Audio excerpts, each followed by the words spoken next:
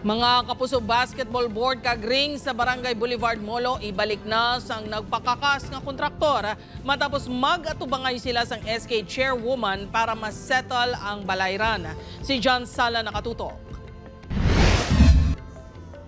Pinagi sa Special Council Session sa Barangay Boulevard Molo, Iloilo City sang Sabado, nagatubangay ang kontraktor kagang nareklamo sini nga si SK Chairwoman Ray D. Nicole Benedicto. Sang tinaligdan nga semana gid pakakas ang kontraktor ang basketball board kag ring sa James ang barangay bangon sa ginapahayag masobra 2 ka tuig na nga utang nga wala mabayaran sang SK Chairwoman.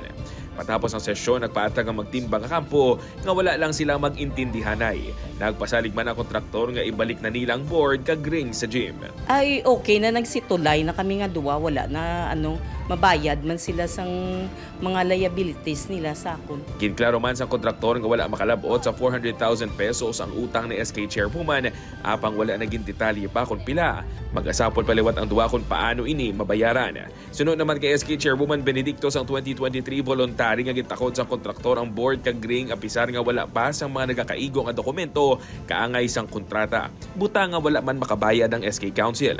Gani sarang manini nga ipakakas sa kontraktor kung luyag sini. Hindi man ko kapabasta-basta pagwa lang release ang cheque without the proper documentation. So amo na ang isa sa mga miscommunication namon sa kontraktor.